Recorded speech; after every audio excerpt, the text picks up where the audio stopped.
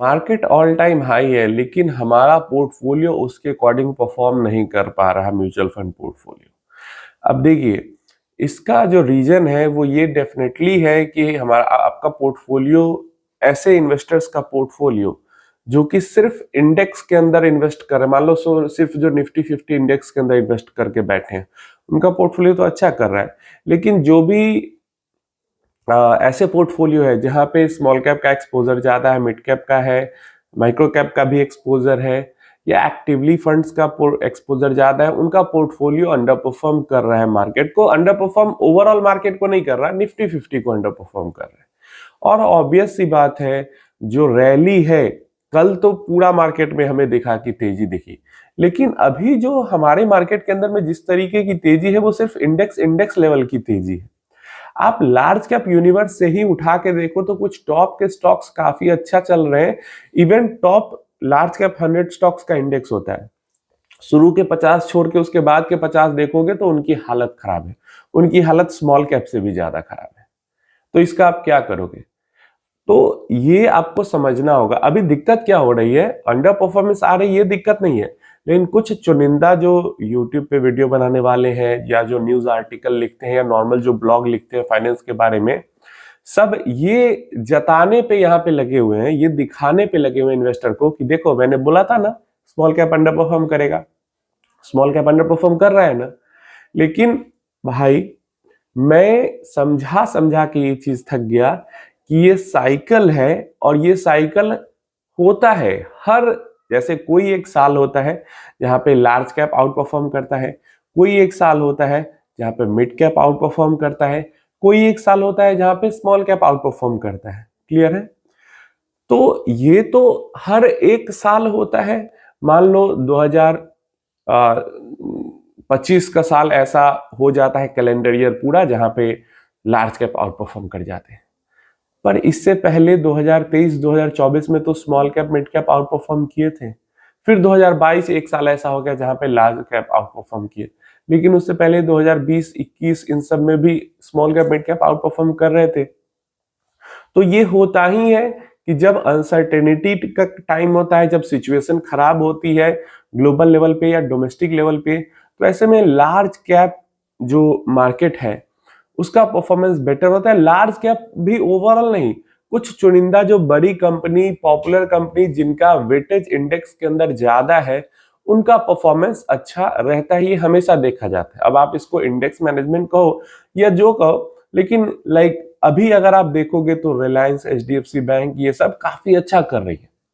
लेकिन पीछे 3-4 साल का फेज ऐसा गया है जहां पे HDFC बैंक बिल्कुल बैठी हुई थी, सो रही थी, बिल्कुल कुछ रिटर्न नहीं बन रहा था उसके अंदर।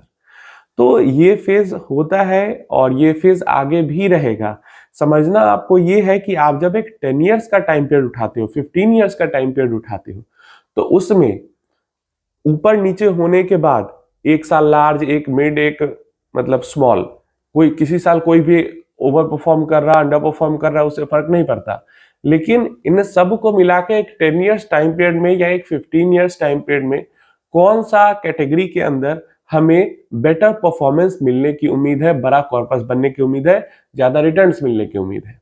तो पास्ट का डेटा अभी तक का तो यही दिखाता है कि भले ही शॉर्ट टर्म के एक कैलेंडर ईयर में किसी एक साल में कोई भी आउट परफॉर्म करे या अंडर परफॉर्म करे, लेकिन जब हम लॉन्ग टर्म की तरफ देखते हैं तो लार्ज कैप के मुकाबले में हमें मिड कैप्स भी और स्मॉल कैप्स भी काफी अच्छा करते हुए दिखते हैं। कुछ यूट्यूबर्स का तो मैं देख रहा हूं, जब गोल्ड में अंधाधुंध तेजी चल रही थी तो वो ऐसे वीडियो बना रहे थे कि मैंने बोला था ना गोल्ड में इन्वेस्ट करो, मैंने बोला था गोल्ड में इन्वेस्ट करो, मैंने बोला था गोल्ड में इन्वेस्ट करो। अभी थोड़ा सा लार्ज कैप आउट परफॉर्म करते हुए दिख रहे हैं, तो अब वो लार्ज कैप को पकड़ के वीडियो बना रहे हैं, लार्ज कैप को पकड़ के वीडियो बना रहे हैं। तो देखिए, ऐसी वीडियोस आप देख रहे हो या ऐसे लोगों को आप फॉलो कर रहे हो, तो आप कैसे लॉन्ग टर्म में बढ़िया वेल्थ क्रिएट कर पाओगे? आपको हमेशा ऐसे लोगों को देखना चाहिए जो कि डेटा के ऊपर बात करे, रिसर्च के ऊपर बात करे, एंड उनका स्टेटमेंट डेली चेंज ना हो। हर कुछ दिनों के बाद जो, मतलब अगर जो चीज चल रही है उसी में इन्वेस्ट करने को कोई आपको बार बार कह रहा है, तो उसका तो खुद का जो बायसनेस है, रिसेंसी बायसनेस है, वो तो छूट नहीं रहा। वो आपको क्या सिखाएगा, समझाएगा?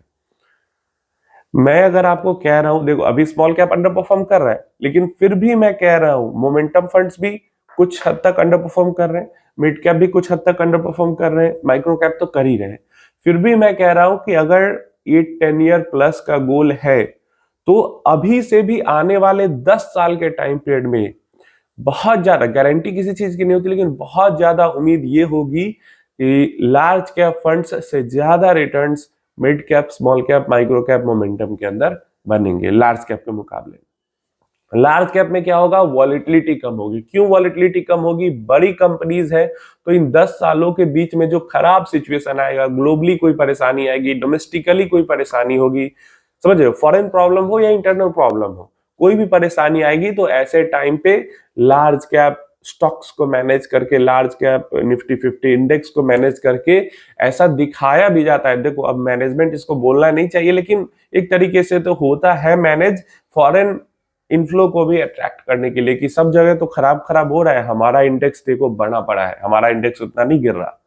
तो इसलिए हो सकता है थोड़ा बहुत मैनेज हो रहा हो, लेकिन इस तरीके से इसको आपको देखना चाहिए। इसीलिए लार्ज कैप के अंदर, क्योंकि बड़ी कंपनीज है, एक तो उनके पास पैसा भी बहुत है, तो बड़ी कंपनीज के डूबने के भी चांस कम रहती है, तो वहां पे लोग भर भर के और पैसा डालते हैं खराब सिचुएशन में कि यहाँ पे सेफ है, मतलब सेफ्टी ढूंढते हैं वहां पे। अनसर्टेनिटी के टाइम पे लोग सेफ्टी ढूंढने चले जाते हैं, इसीलिए स्मॉल, मिड, माइक्रो ये सब अंडर परफॉर्म करने लगते हैं। फिर जब मार्केट सही होता है फिर आ जाता है पैसा, आने लगता है अंधाधुंध पैसा। अभी तो जो हालात मुझे दिख रहे हैं, आने वाले समय में 1-2 महीने में स्मॉल कैप्स के अंदर तो इन्फ्लोज और ज्यादा गिरने वाले हैं, ऐसा फील होता है। जबकि अंडर परफॉर्मेंस का ही देखो, अंडर परफॉर्मेंस और आउट परफॉर्मेंस भी आने वाले समय पे आएगी, लेकिन अंडर परफॉर्मेंस के टाइम पे जो लोग ज्यादा यूनिट एक्युमुलेट कर लेंगे, क्योंकि कम में मिल रहा है, अंडर परफॉर्म कर रहा है तो यूनिट ज्यादा आएगा। जब आउट परफॉर्मेंस होगी तो उनका ज्यादा पैसा बनेगा। लेकिन जो अंडर परफॉर्मेंस के टाइम में कभी गोल्ड में भाग रहे हैं, कभी लार्ज कैप में भाग रहे हैं, कभी कहीं और डेट में भाग रहे हैं, तो उनका तो यूनिट एक्युमुलेशन भी नहीं हो रहा ना। आने वाले टाइम पे जब साइकिल चेंज होगा, रैली भी आएगी, तो भी उनका कुछ नहीं हो पाएगा। तो इस चीज को आपको समझना है। एक और क्वेश्चन आया था कि पिछले साल जब मार्केट ऑल टाइम हाई था तो मेरा 40% XIRR सो रहा था, अभी मार्केट वापस ऑल टाइम आया तो हाई आया तो मेरा 13% XIRR सो रहा है। तो भाई ऐसे ही होता है, आपको 40%, 25%, 30%, 35% की एक्सपेक्टेशन रखनी ही नहीं चाहिए, रखनी ही नहीं चाहिए। 15% से जितना ऊपर आपका XIRR, अभी 13% है, वो कम है, वो आपका और बढ़ेगा जैसे जैसे मार्केट ऊपर आएगा, लेकिन 15% से जितना ऊपर मिल जाए उतना हमें उसको पॉजिटिव बोनस की तरह देखना चाहिए। हमारी जो एक्सपेक्टेशन है वो 15% पे ही रखनी चाहिए, और यही सही है। उम्मीद है इंफॉर्मेशन हेल्पफुल होगी, आपको इसी तरीके से देखना होगा।